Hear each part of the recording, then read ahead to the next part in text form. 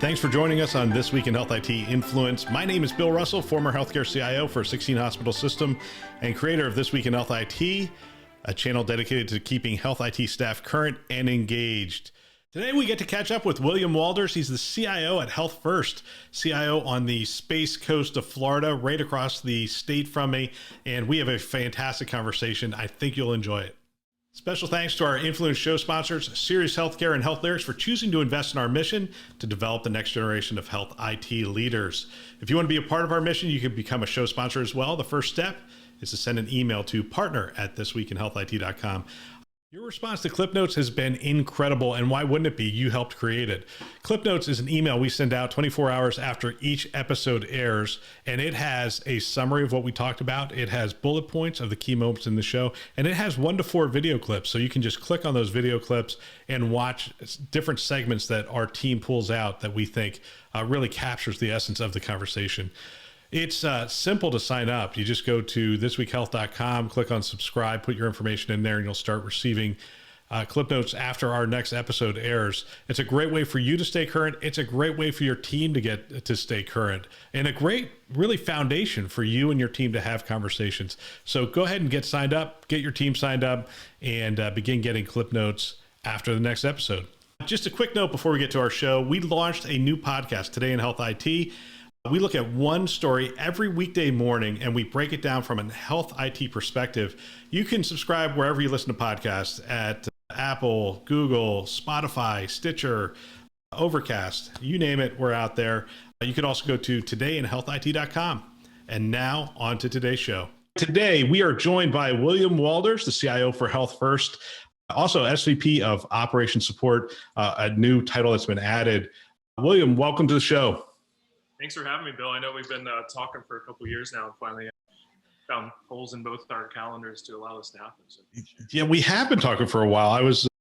I tell you what first struck me is your social media posts. I love how you've been talking about the east. You're in the space area of the Florida coast. And when you talk about it, it just cracks me up. The last one was, shh, don't tell anyone unless you want to come here and change the world of healthcare. And it was an article about how wonderful the standard of living is in that area where you're at. So tell us about Health First. Tell us about that area where you're situated. Yeah, let's start with the easy one, right? So I mean, the Space Coast of Florida is unique. I think most people don't know where it is. You tell them you live in Melbourne and they think you live in Australia, the southern part of Australia. And then you start working your way up. Cocoa Beach, and most people kind of know that one. And then eventually you get to Orlando and then you're just concede, yep, I live in Orlando. But in reality, it's about an hour away, right on the coast. It's quickly turning into what I think it once was in the 50s and 60s, right? The hub of the world space program. And I keep saying, we will be the spaceport of the world. We had a launch last night. We've got another launch early tomorrow morning, late tonight. And we expect 7-8 launches a week between Tesla, SpaceX, right, or Elon Musk, SpaceX, and Blue Origin, which is Jeff Bezos and Amazon's project, as well as ULA, and oh, by the way, NASA's still here and growing, right? So it's a really unique part of the world, largely bolstered by defense industry, and we're the health system for this community. Largely in a 3 counties region here, roughly 85% of the market, $2.1 billion integrated delivery network. So we have our own health plan, about 180,000 covered lives. We made it. If you're following my social, it sounds like you saw the announcement we made in partnering with Oscar Health a couple weeks ago. In essence, they're going to do the administrative services of our health plan, give us some really exceptional tools, speed to market on the consumerism portion of what health plans are required to be doing these days. 4 hospitals, which in aggregate's about 1,000 beds, our own medical service or MSO and medical group, right, for our own providers, and then our community health services is everything else. I call it the cats and dogs of Health First. They probably don't like that title, but it's home care, it's gyms, it's hospice, you name it, durable medical equipment. We have 30-something things in that portfolio. So it's interesting. And it's one of these, I also call us the Starbucks of Brevard County, because having lived in Boston and Seattle and a lot of places during my military tenure, there's a Starbucks on every corner. Not here, I think we have 3 or 4, but there certainly is a health first logo on every corner in one of those capacities, either medical office building, hospital, home care facility, or a long-term care facility, or a home care office, or even a insurance broker who's selling our plan that puts our logo on their signage. So it's a really fun place. And not to mention, I mean, Bill, you and I are in Florida.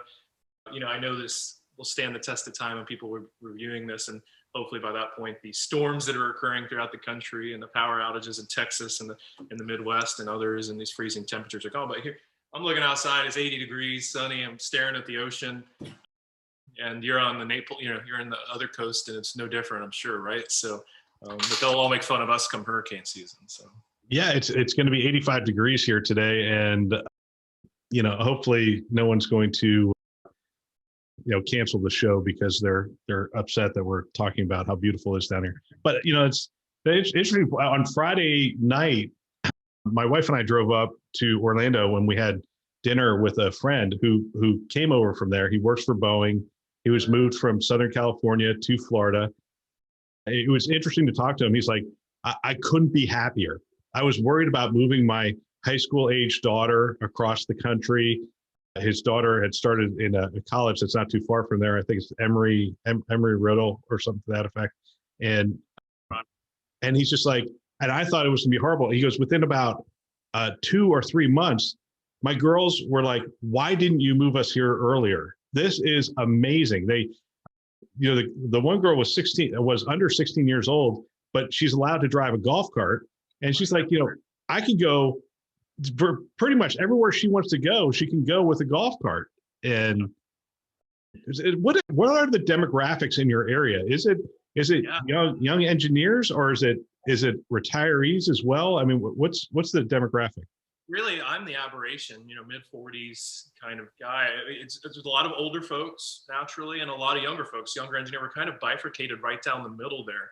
But that gives us some, we pull our market data all the time, responsible for the data team that does that. And as part of our huge pivot, we're making an $800 million bet on consumerism. And that's in that post when I say change the world of healthcare, we genuinely think we will. And we can probably talk about that a lot later. But, in pulling all that data, we're really split, right? Young engineers, defense industry is huge here, not to mention, the space industry. But who is it? Northrop Grumman, Harris, Boeing, but Northrop Grumman and Harris are headquartered here, now L3 Harris, and so they're huge here. And then Boeing's in the area, a lot of aerospace and just aeronautics, Piper, tons of places, Rivian truck, you name it, right? The Sunbum, we have all these partnerships with a lot of these brands, if you will, that are born here and growing, right? So I say all that to say this is to manage that, right? The folks who genuinely want to come into a healthcare setting, and they want to stay there all day. They want to chat, they want to interact. That's their social setting.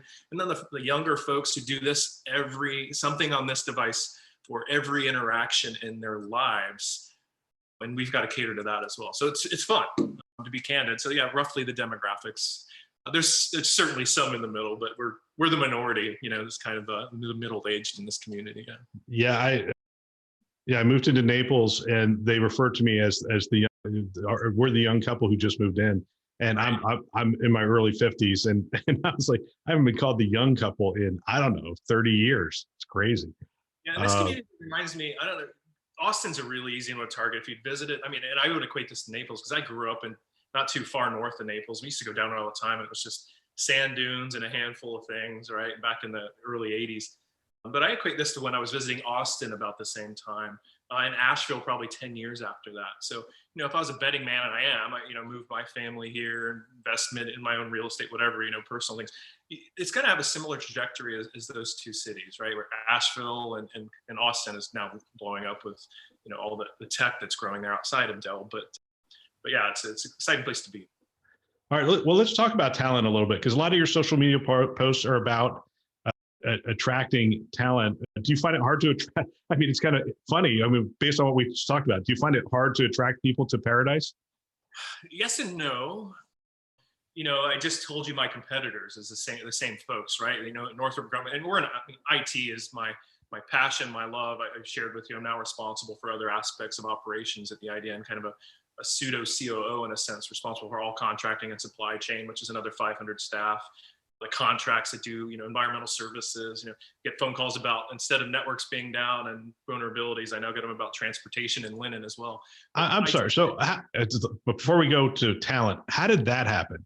How did you end up with those added responsibilities? That has to be an interesting story. Chance favors the bold, I guess. Came here right during Dorian, if anyone remembers that storm of 2019 on our coast, the hurricane. As a CIO, 6 weeks in, running a command center, operations center, jump right in, 22 years of military experience, not hard to lead people. That talent was recognized, I guess, quickly. It became, besides them hiring me as the CIO, became somebody to watch, I guess, in a sense. And these are words that were shared with me. And gradually grew. Came in IT, did a full contract review, saved us $13 million right out of the gate. That certainly did not go unnoticed. And then our COO happened to retire, and they're looking for folks to cover down for his vacancy. I mean, you get the call from the CEO who, calls into the office, and you're like, hair on the back of your neck stands up. You're like, this has never happened. Like, is this going to be great or horrible? When it was me, say it was great, right? Mapped out an org chart. Our COO was responsible for all those things I described, plus facilities and security.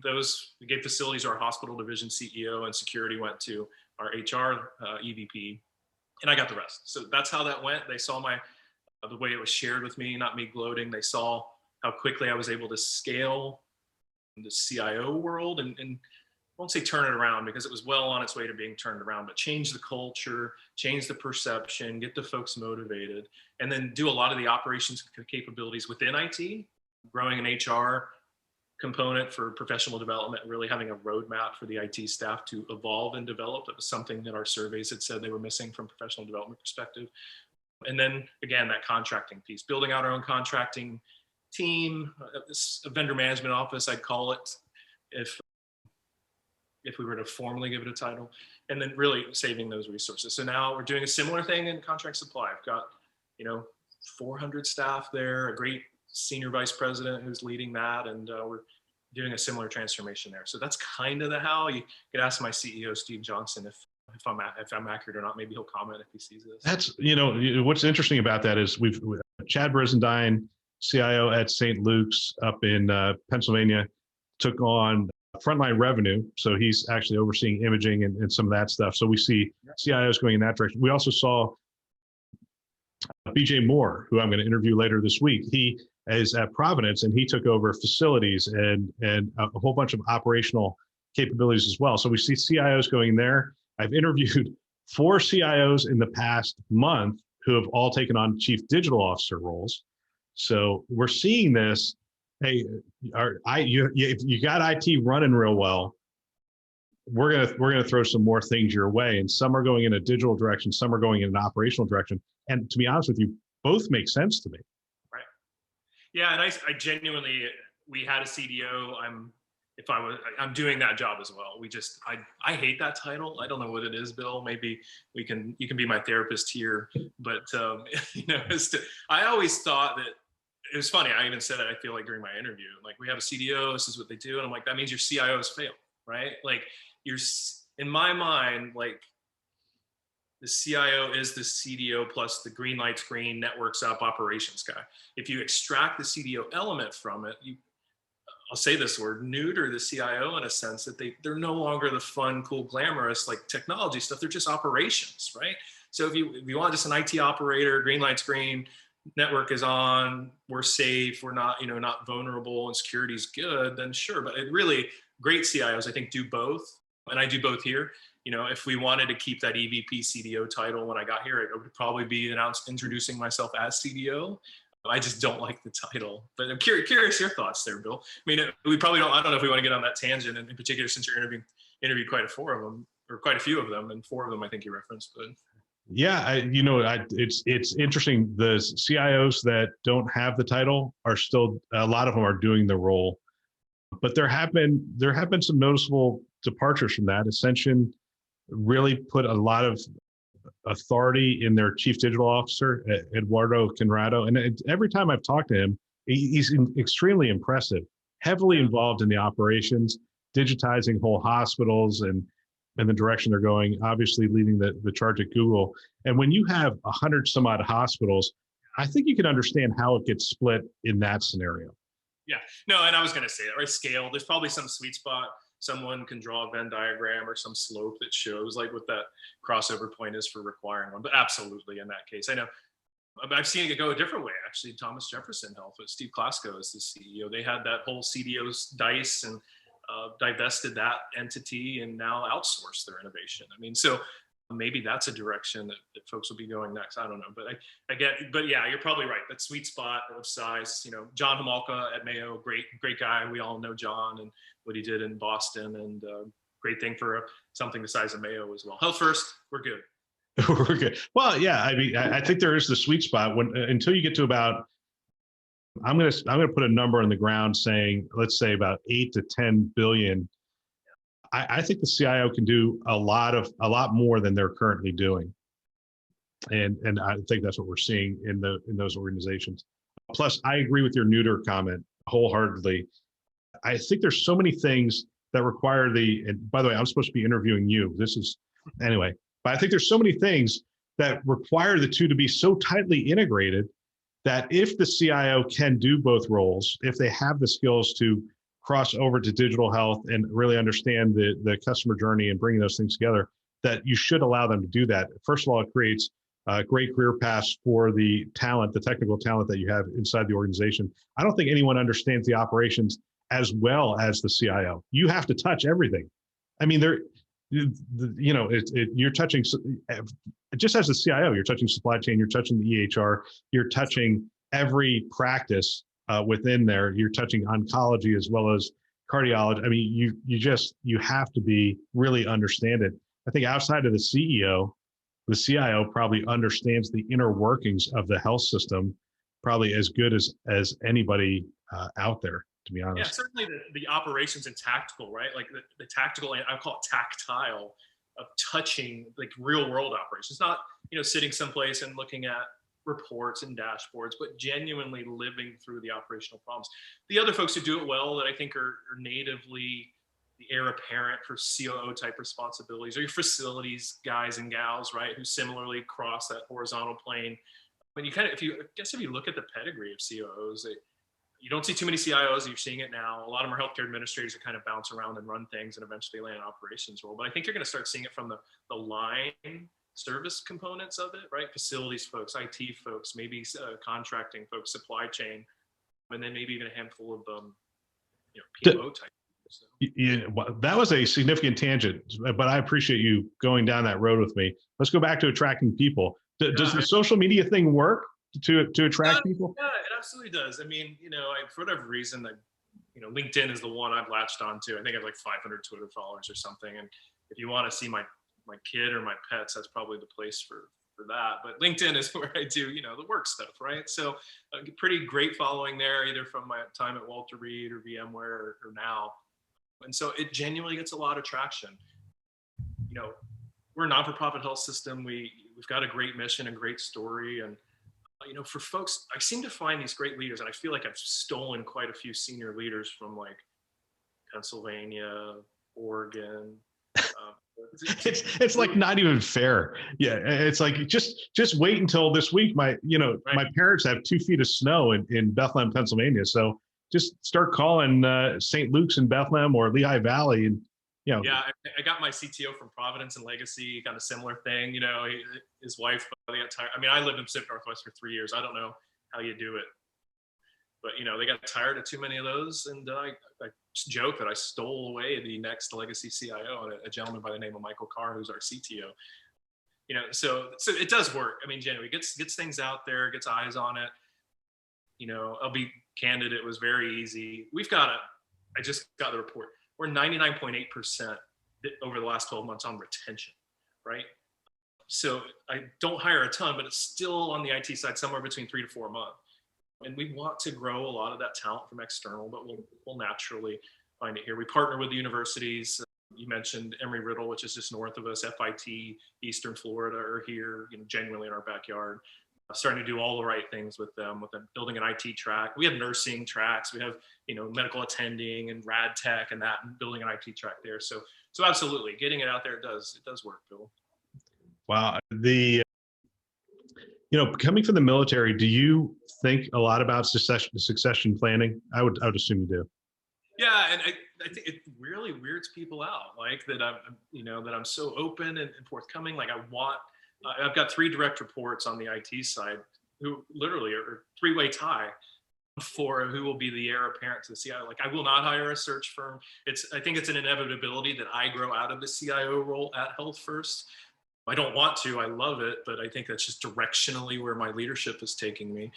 And, I've got the best and hardest decision to, I don't have to go outside. I've got three folks and I'm training them to that end, or, building my relief, as we called it in the Navy. And it was weird for one of that, it was like, no one's ever been so open. Like, I guess maybe it's natural to protect your territory, but no, I absolutely do. And thrust them into those situations often. For COVID response, I happened to be in St. Lucia for spring break almost exactly a year ago when, the hospital started ramping up command centers and requiring the CIO to be present and spinning up ICUs and building hospitals and, basketball stadiums, et cetera. I put 2 of those 3 in the command center while I was in my own command center in St. Lucia on the phone waiting for a flight to get back for 3 days. But no, they're great. So you're working out of your home. I got to meet your dog earlier.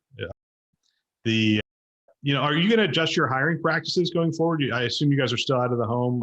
How are you thinking about that? Yeah, I go in 3 days a week. I'm Monday, Wednesday, Friday. I'm home Tuesday, Thursday, and I love that balance. I say I did not adjust my hiring practices during COVID. When I got here, it was a different culture, right? It was competitive who got to work first, whose car was in the parking lot. And then it was it was a game of chicken on who left last, right? And I was very lucky twofold. I was probably the only active duty military officer who was remote working in support of the Cerner deployment, that $12 billion thing that's happening in DoD. I was in Seattle-ish, I was across the sound, but, and my staff were all over the world, right? And that happened to be where the first wave went, but I worked out of home 5 out of 5 work days a week. So I learned that culture. And then I go to VMware for a year and, that's entirely remote. So when I got here, I'm like, we are remote. Like we need to prove it. We're in, with hurricanes, with everything else. I don't want anybody being on call. I don't want anyone to have to drive 45 minutes into the building to reset a server. Like, let's prove that we can do it. And we did. People loved it. It was a great, one, retention tool, but secondarily recruitment tool. And we literally flipped the switch. So yeah, to change hiring practices in a sense, right, where we're just telling them you'll likely work remote, but now we're poaching people from Tampa and Orlando who in a prior leadership regime would have said you have to be here or at least come 3 or 4 times a week and we'll give you that 1 day to stay home. But now I'm like, stay home. Like, I don't need to see you. We were looking at building a $6 million administrative building to house, administrative services in. Guess what? Those plans are scrapped. In fact, we divested ourselves of another $3 million in rental space, right? So yeah, this is not changing. We're in it for the long haul and the system support. And oh, by the way, we've been measuring productivity this whole time. The health plan is the easiest one to measure for me for claims processing, et cetera. But even the other stuff, on average, we're up 17% more productive. Wow. How do you measure productivity in IT? How would that look? Yeah, so it depends on what you're doing, right? So it's easy on security side, patch management, compliance. We watch when I got here, our patch goal was 80%, and it just blew my mind. Because we're going to leave 20% open. So we drastically reduced that gap. For our system administrators, we have checklists and things we have to do for patch and compliance and the ability to take on more work as new systems are added. Help desk productivity is an easy one. We, 6,000-ish open tickets. Now that hovers around 200.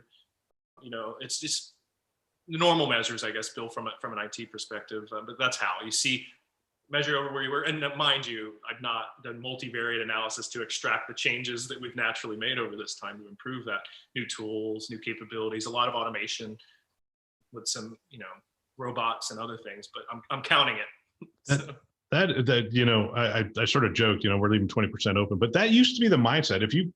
When I first took over as CIO back in 2011, we weren't worried about global threats and those kind of things. And it was like, all right, well, we're going to try to get every system patched over a 1-month time frame. And that was acceptable back in 2011. It probably wasn't acceptable, but that was sort of the norm.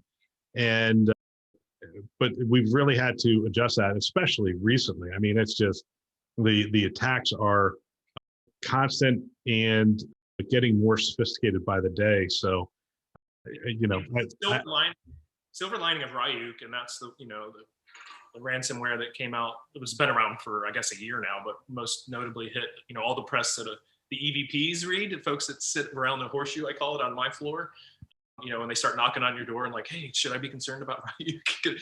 Like this hospital's hit. And I'm like, oh, no, because, I mean, absolutely should be, but, remember all the resources we commit to security here and how we've improved the posture over time. Like we should be okay.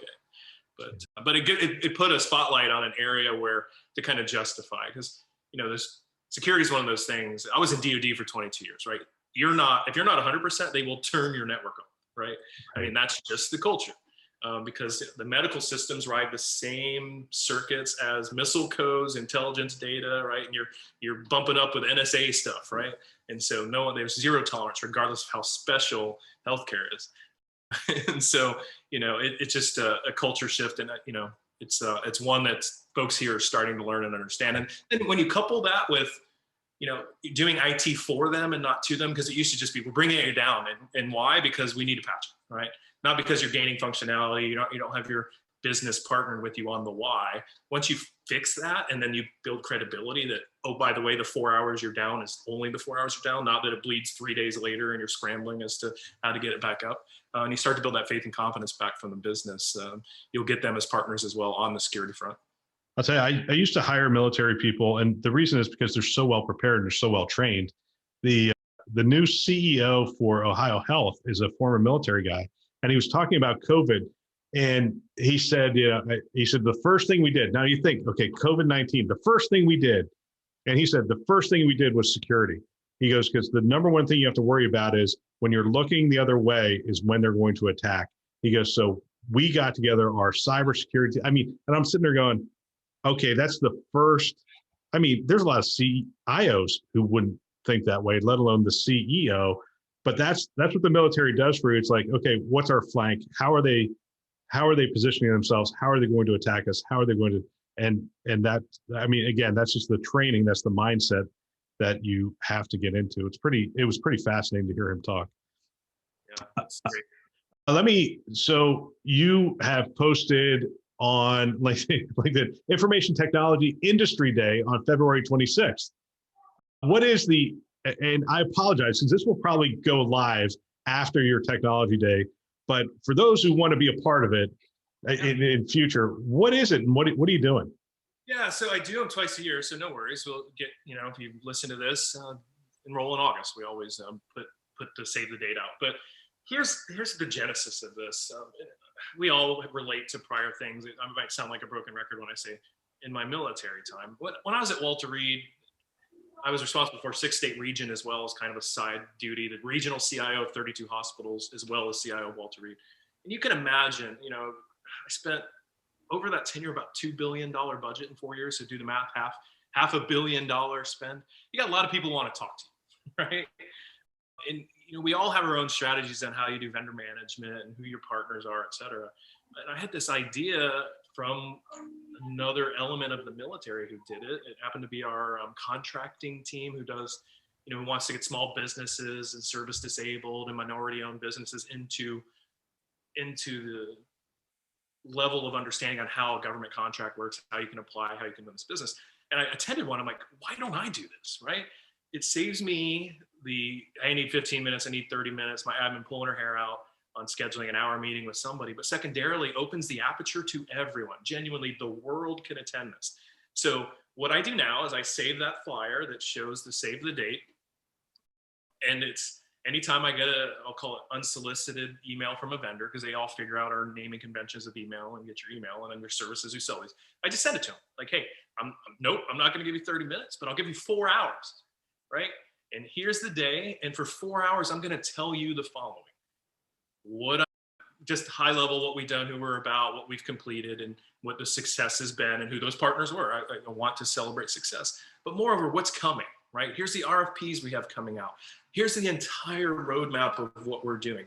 If you can do one of these things, engage our VMO, we'll get you registered, enter our registration, so you'll get every RFP if you want it, even though you may get our linen one, and you're an IT company, but people want them, right? And having been on that side, and maybe you got an opportunity, somebody's got a solution on automating linen, but anyway, and that's kind of what we do. But more importantly, having briefly been on the sales side of this, I tell you what's not real.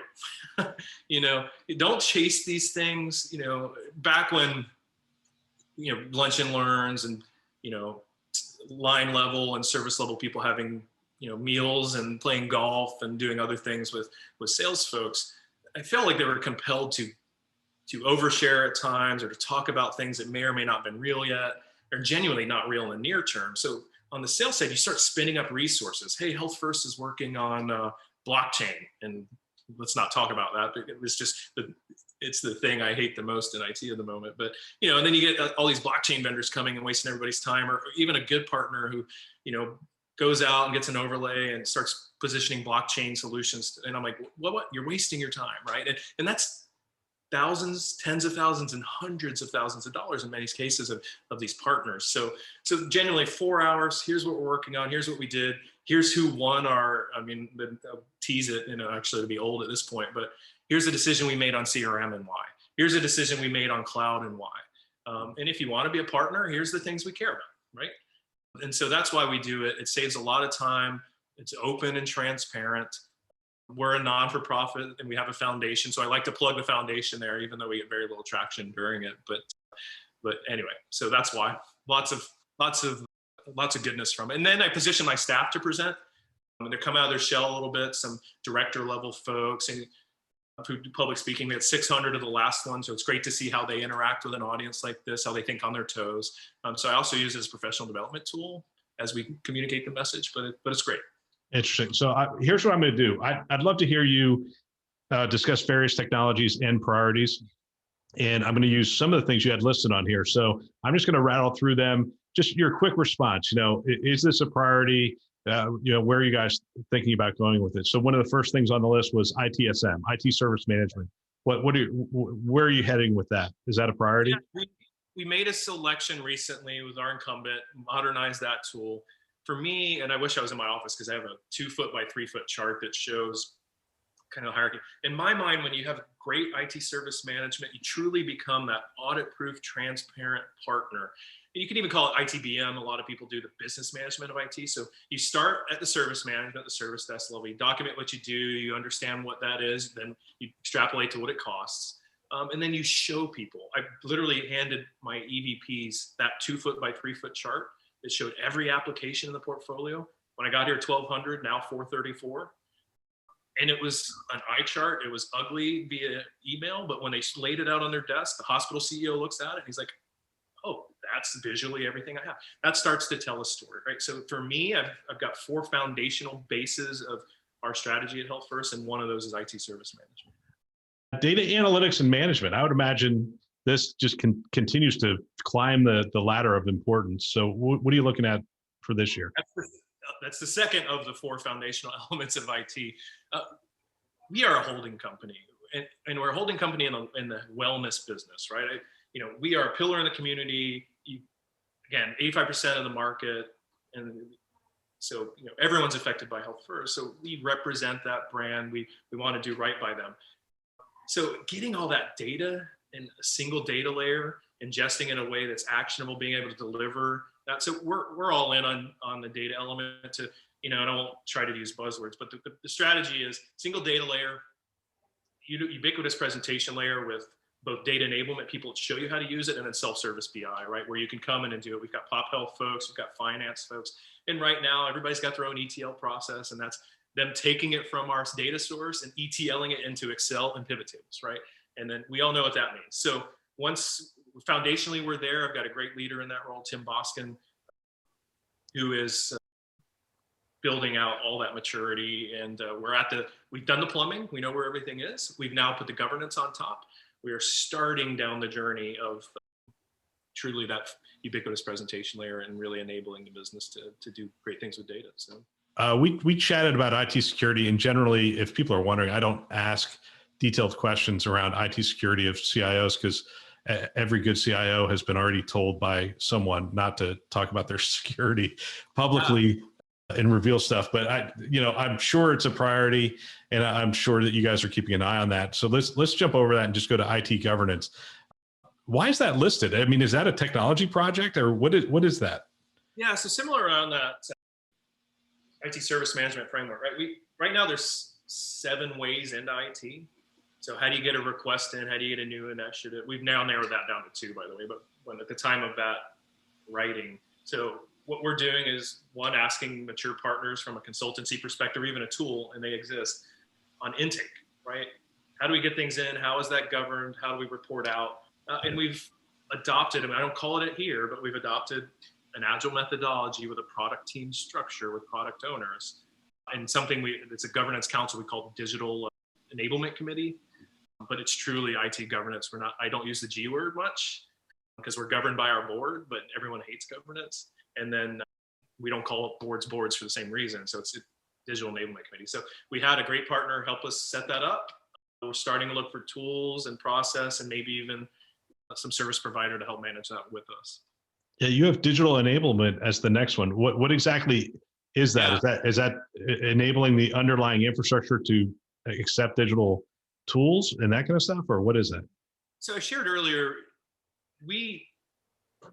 nonprofit health system, we sold off 20-ish% of our company to Advent Health. So our partners and a big partnership. It's been great. We've done a lot of things with them, but we did it for one reason. It gave us $800 million in what we call pivot capital to really enable consumerism.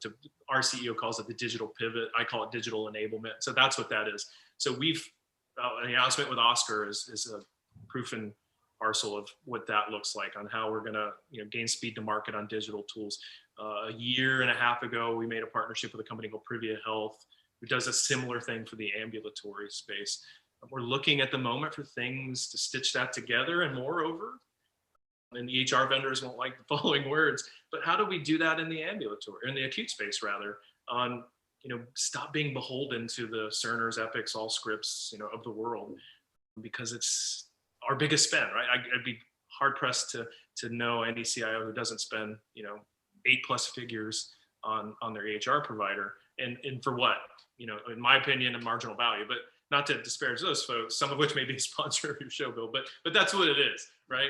And so for us, it's enabling that digital component, putting healthcare tools in the hand of folks in the way they consume it. And frankly, once we know you, we always know you, is something our CEO. So how do I take that across platform?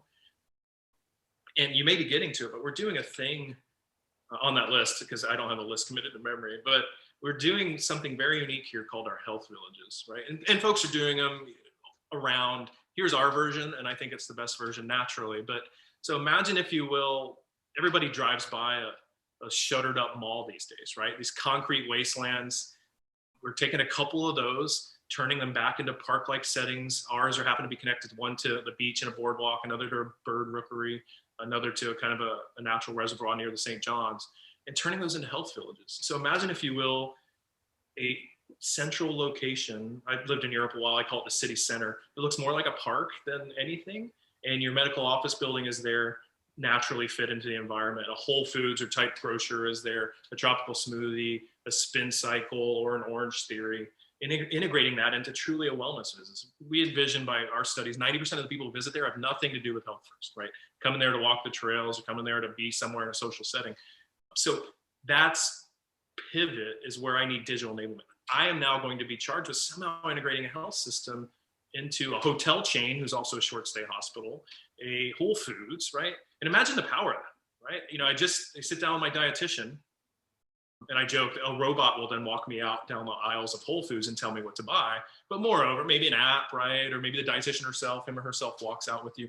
But those integrations, right? And we all do it for other things. You've heard this in other settings where, hey, if you're delayed, we know you're coming because you have our app, and we see you driving, we tell you where to park. And, oh, by the way, the doctor's delayed, so go to Tropical Smoothie and get a smoothie on us. Like those are table stakes at this point, right? I think folks are starting to figure out that consumerism element. We want to take it to that next step, and that's why the data component is so important as well.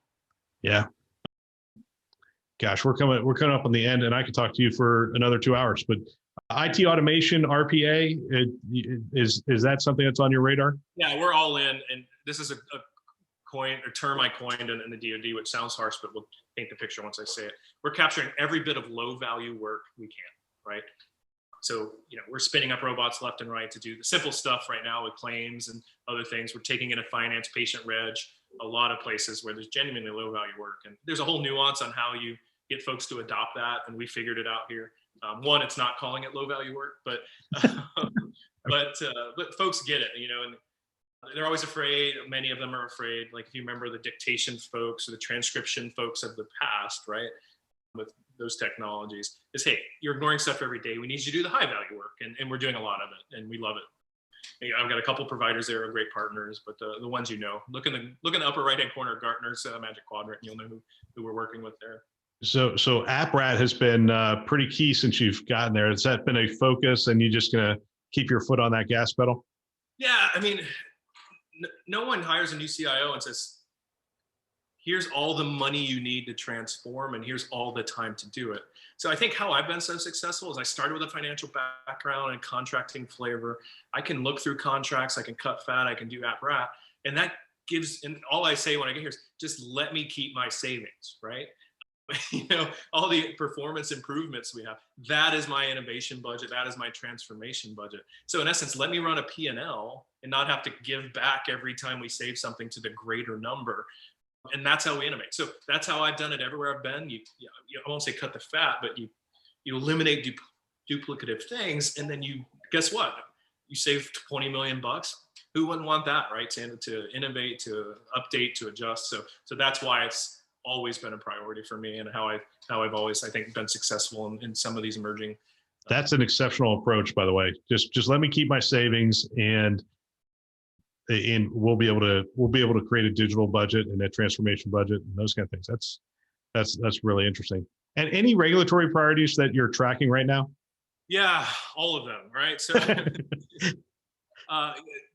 for us, Florida House bill, and I forget the number, that's now a CMS requirement in order for you to do virtual visit at the bedside and to the acute and ambulatory and build that gap there. We've got a couple technologies we're bridging that, all the information blocking, information sharing things. We've all vacillated on the regional sharing, and we do that well with some partners and poorly with others. So absolutely all of them. We've got a compliance team who tracks us through those.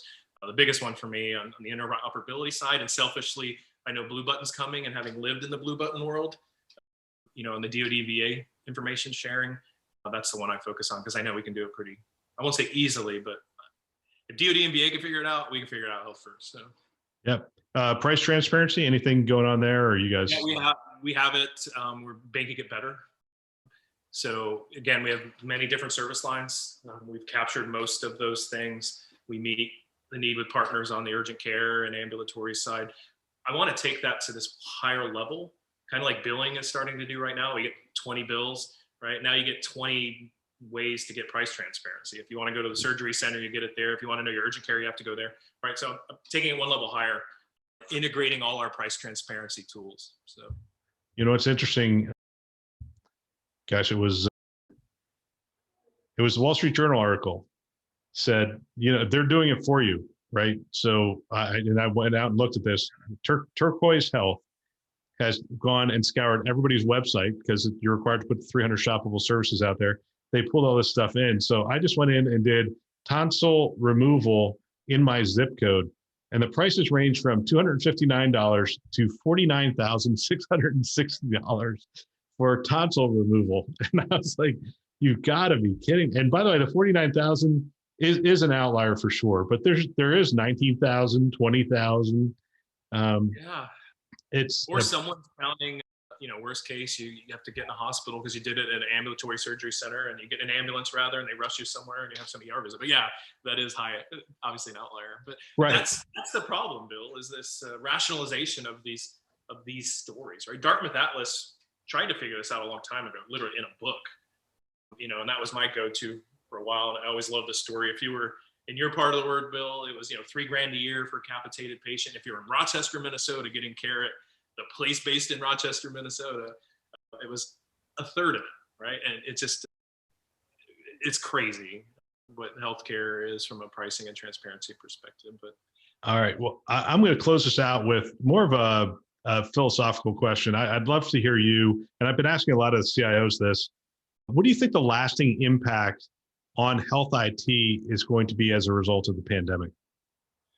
Oh, it's going to be, largely that how much of a partner they are, not an inhibitor. I love saying this expression that IT is done for you, not to you. From that, it's genuinely that IT is a partner and they are there to help. What IT was able to do in scaling ICUs and building applications. Most recently with the vaccine and being able to quickly turn that in registration. So genuinely, as IT is a partner. I think a lot of people shook their fist at IT and said, oh, IT's horrible, or IT's a black hole and they never get what I need. For those good CIOs overcome that, and your goal is to shake that well before a pandemic.